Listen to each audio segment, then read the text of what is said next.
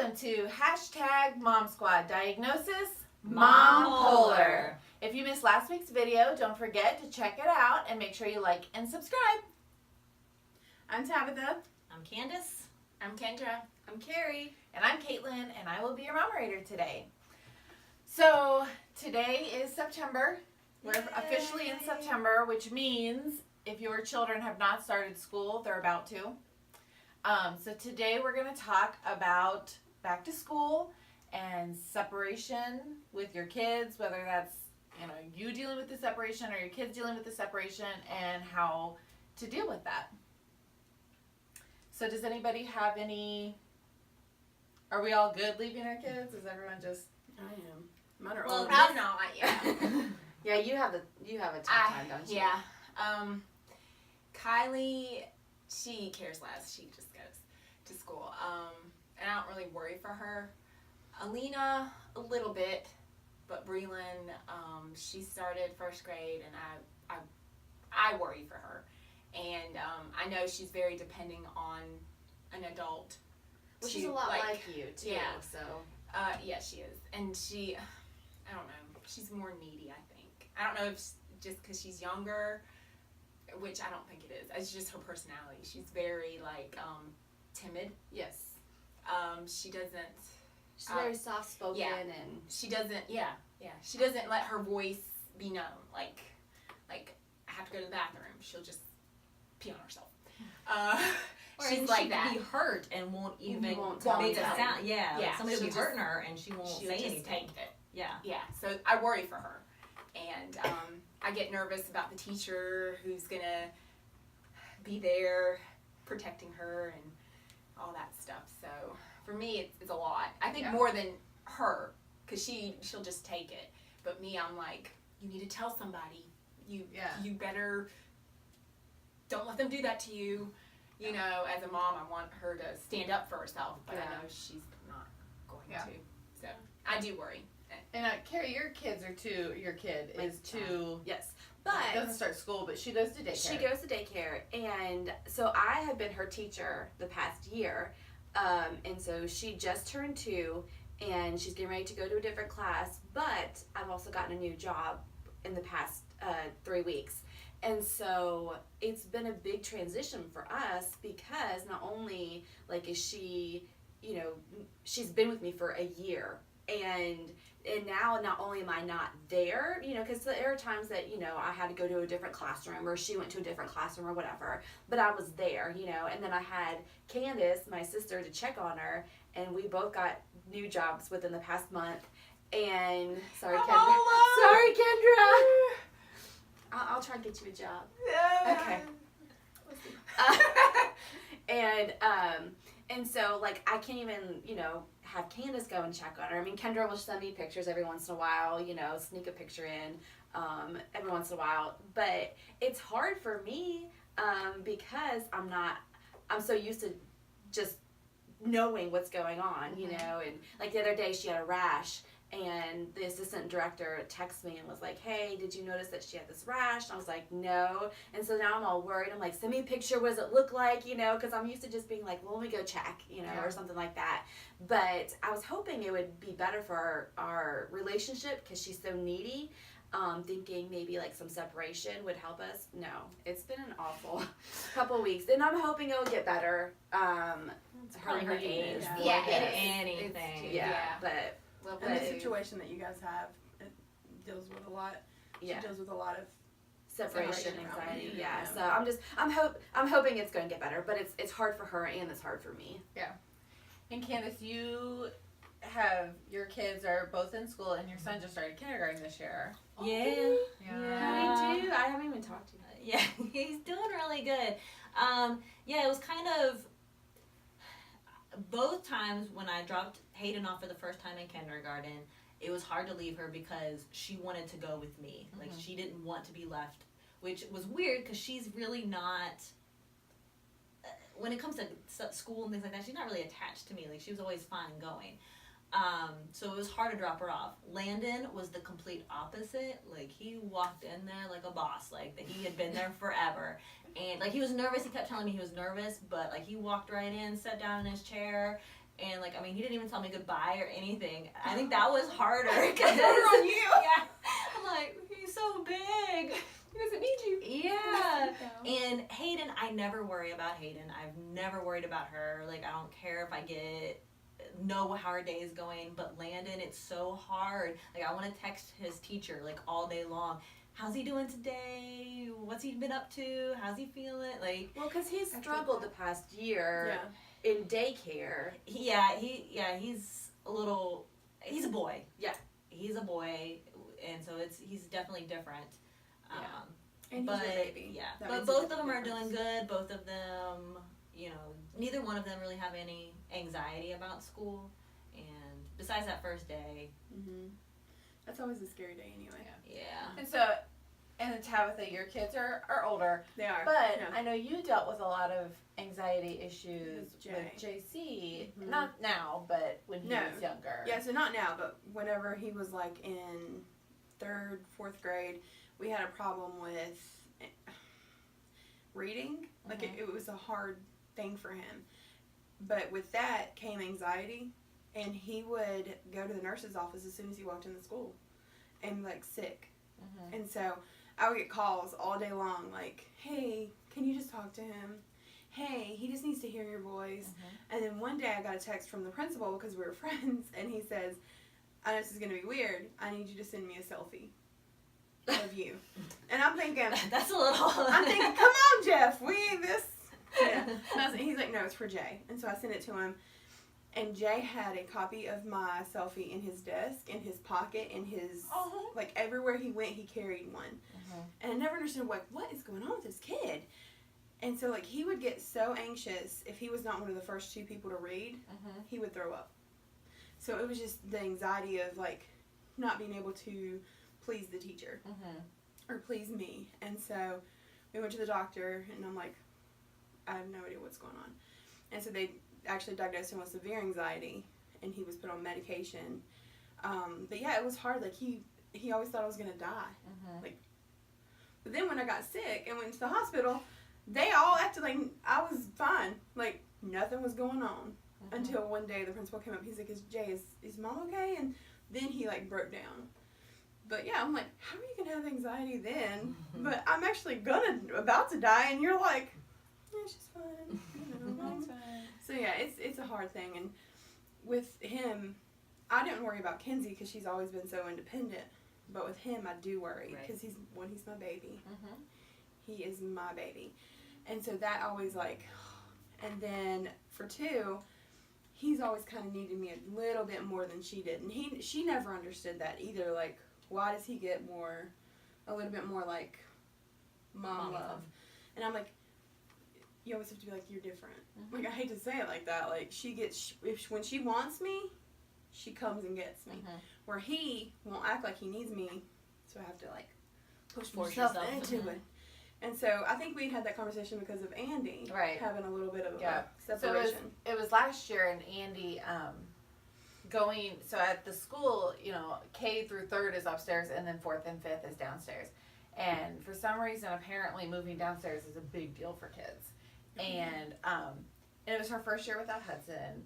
In the first few months, things were okay, and then it was just like, one day we are dropping her off, Ryan and I are both with her, and we're dropping her off, and she's just like, I'm not getting out, I'm not getting out of the car. And I'm like, what do you mean you're not getting out of the car? We had to park, and Ryan took her in, kicking and screaming and crying, and he comes back in the car crying, like, and my husband does not cry. But he goes back, and he's just like, I can't do it, I'm never dropping her off ever again, I cannot. That's my baby, and she's crying for me, and I had to leave her, and I was like, okay, we gotta figure this out.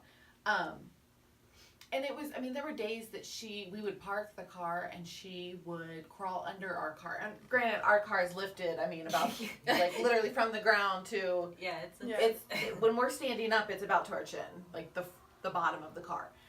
So it wasn't like a big deal for her to crawl under, but she would crawl under there and hide underneath the excursion, and we would have to go under there and pick her up, and either the principal or the guidance counselor would come out and take her from us, and screaming the whole way inside.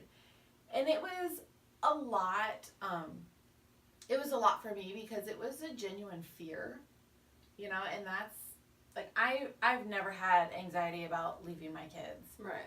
ever.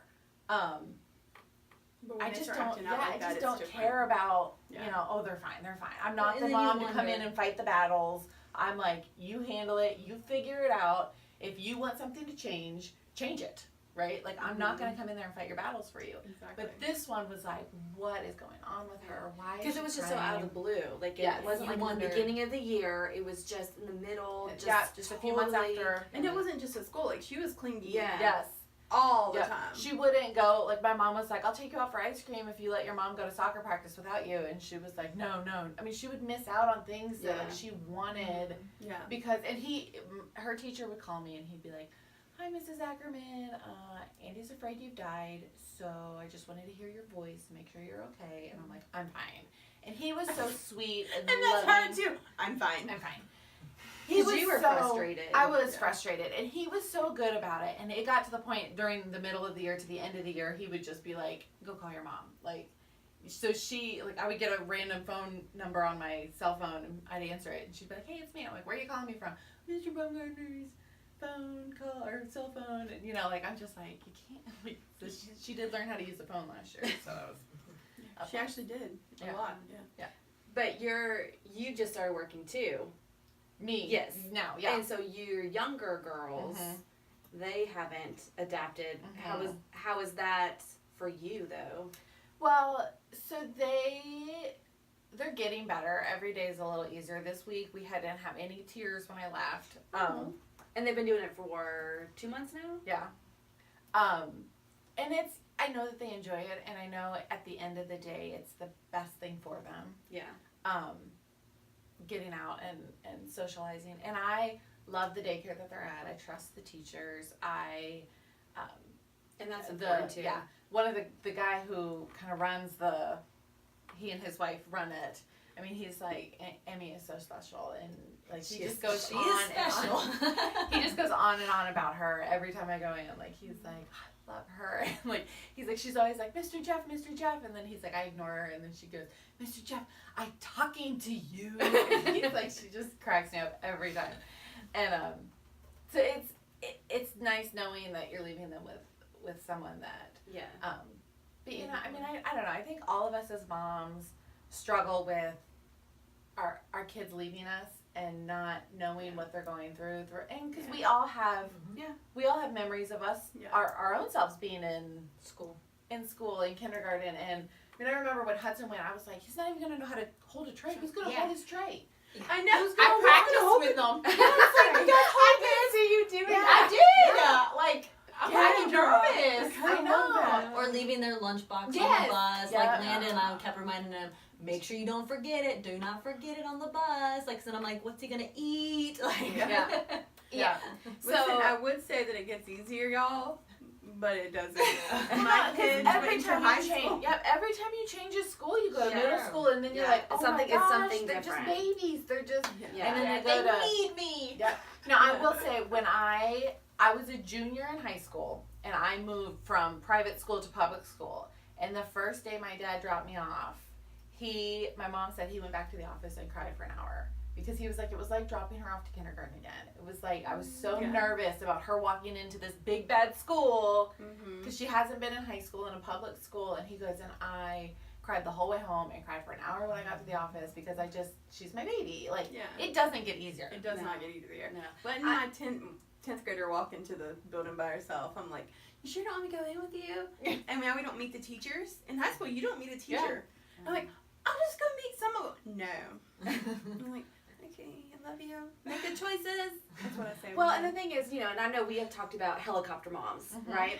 And so the job that I just took, I'm actually teaching middle school, and so, but in a private school, the school that you actually left to go to public school, but so we have K through 12 in our school, and so I was talking to another teacher, and she was saying that there is this lovely helicopter mom.